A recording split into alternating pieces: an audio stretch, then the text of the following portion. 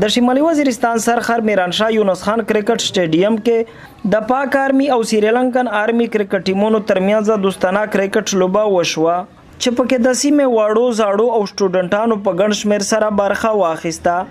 ځوانانو که د ډول په ډنګ باندې د خوشحالۍ نه د اتڼ مظاهره وکړه ولې ماشومانو تر اخره پورې دغه لوبه په چکچکو باندې بدرګه کړه د سیمې ځوانانو دغه د کرکټ میچ د وزیرستان د راتلونکي د پاره یو ښه زیری وبللو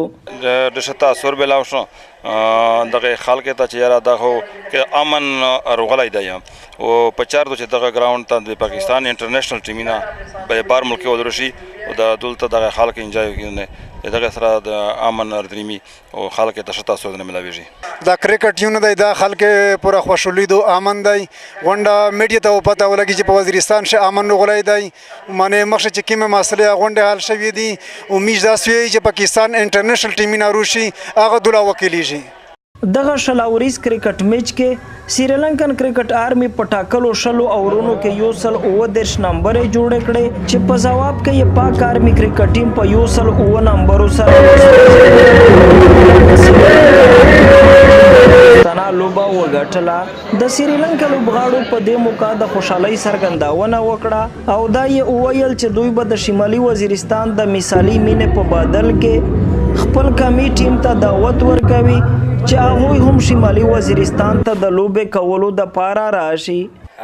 My name is Naudi Lukat. I am player of Sri Lanka Army cricket team. The feeling is there are